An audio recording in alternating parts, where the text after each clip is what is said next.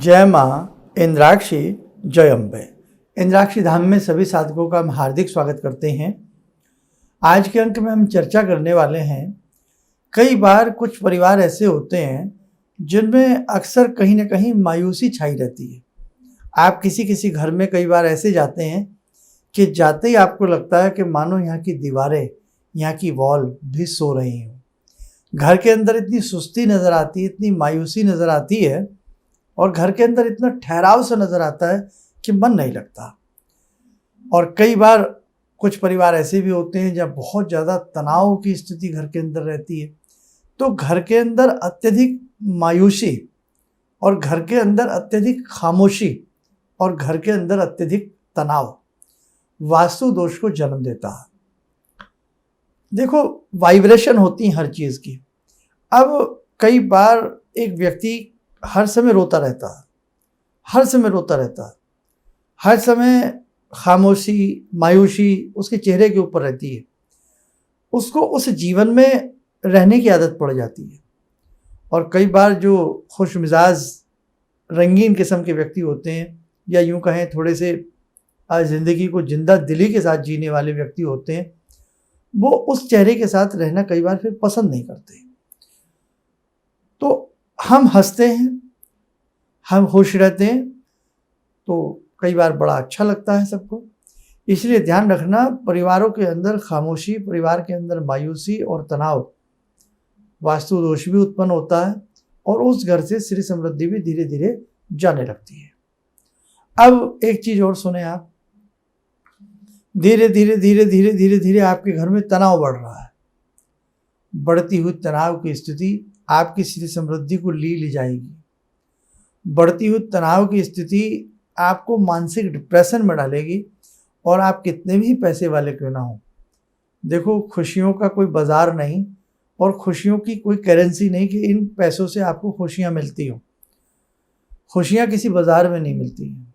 दुख तो हम कई बार मोल ले लेते हैं। हाँ, दुख बिना मतलब कि हम दुख ले लेते हैं, क्योंकि हमारी सोच कई बार हमें दुख उत्पन्न कराती है। कई बार हम बेवजह के चक्रव्यूह में फंस करके अपने आप को दुखी कर लेते हैं। वो कहते हैं ना कि अपनी ही बातों के उतार चढ़ाव में, अपनी ही बातों की ऊहा-पोह में हम अपनी रात की नींद, अपना स्वास्थ्य खराब करते हैं और साथ में ही कई बार धन समृद्धि भी नष्ट होने लगती है। तो इसलिए ध्यान रखना, वास्तु के नियम के हिसाब से और आपके अच्छे स्वस्थ जीवन के हिसाब से घर के अंदर बहुत ज़्यादा तनाव नहीं रहना चाहिए। यदि घर में बहुत ज़्यादा तनाव है, उसे आप दूर करने का प्रयास करें। घर में बहुत ज़्यादा खामोशी है, सुस्ती है, उसे आप निकालने का प्रयास करें। अब आप कहेंगे, साहब ये कैसे होगा? हमारे घर में तो ज़्यादातर मायूसी रहती है, ज़्यादातर खामोशी रहती है। या यूँ भी कह सकते हैं कि हम तो बहुत कर्ज में डूबे हुए हैं, तो हम कैसे खुश रहें? हमारे यहाँ कोई कार्य नहीं बन पा रहा है, तो हम कैसे साहब तनाव की स्थिति से मुक्त हो सकते हैं? देखो, प्रयास जीवन की एक बहुत बड़ी कसौटी है। प्रयास जीवन की एक बहुत बड़ी सफलता है। अगर हम किसी चीज़ के लिए प्रयास ही नहीं करेंगे तो सफलता तो नहीं मिलेगी। एक बच्चा है, वो कितना भी कमज़ोर है किसी सब्जेक्ट में, लेकिन वो अगर प्रयास करे तो वही बच्चा स्कूल टॉप भी कर सकता है।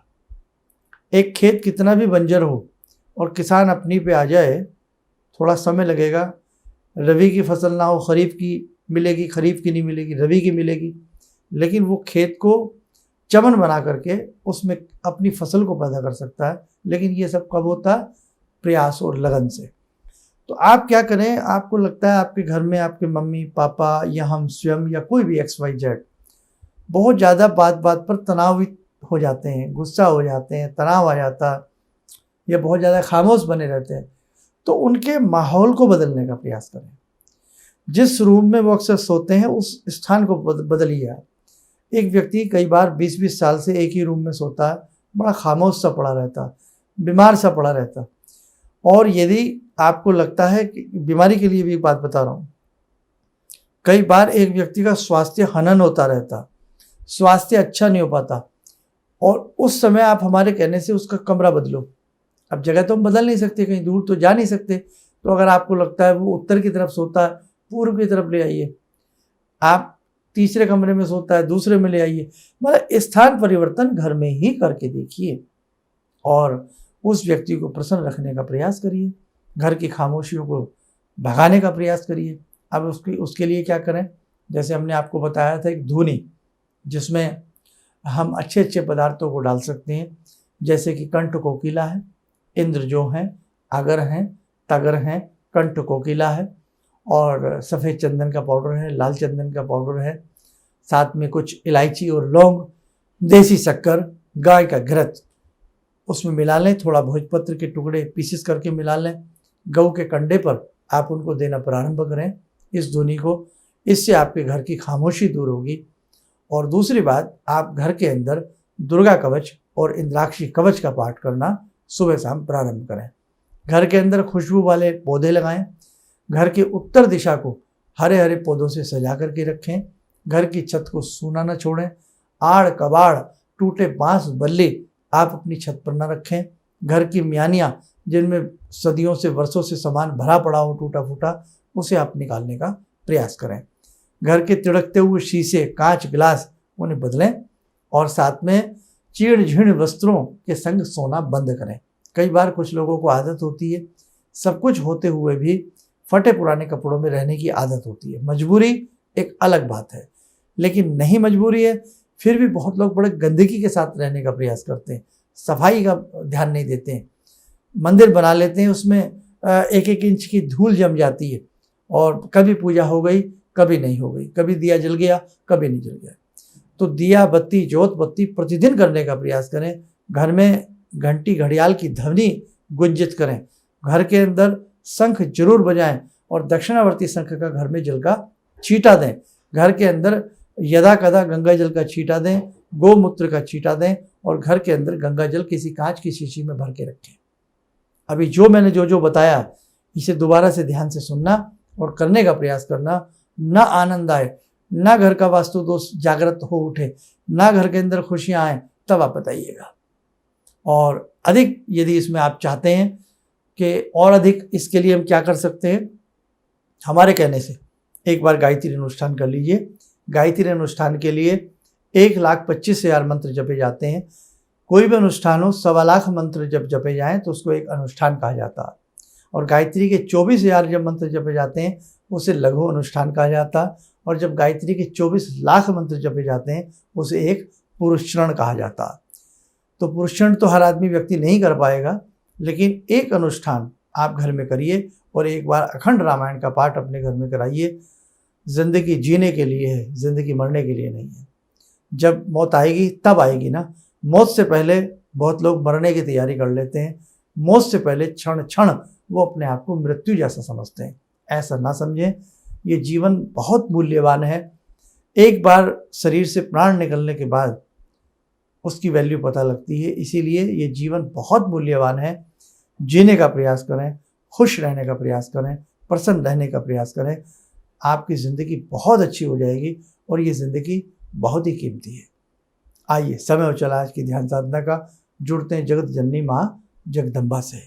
ॐ सिन्दूरारुणविग्रहां त्रिनयनां माणिक्यमूलस्फुरात् स्तारानायकशेखरं स्मितमुखी वापेन वाक्षोरुवां पाणिभ्यामलपूर्णरत्नचषकां रत्नोत्परां बिभ्रति सौम्यां रत्नगटस्थरक्तचरणां ध्यायेत्पराम् अम्बिकां खड्गं चक्रगदेषु चापपरिगान् शूलम्बुशुण्डिं शिरा शङ्खं संदधतीं करे स्त्रीनयनां सर्वाङ्गभूषावृतां नीलास्मद्युतिमास्य पाददशकां सेवे महाकालिकां यामास्तो स्वपितैहरो कमलजो हन्तुं मधुं कैटवं विद्युद्दाम समप्रभां मृगपते स्कन्दस्थितां भीषणां कन्या विहकरवालखेटविलसा धस्ताविरासेवितां हस्ते चक्रगदाशिखेटविशिखां चापं गुणं तर्जनीं विप्राणामलिलात्मिकां शशिधरां दुर्गां त्रिनेत्रां भजे। कवच बना लें, ध्यान करें, जगत जननी जगदम्बा का शुभ आशीष हम सबके ऊपर बरस रहा है।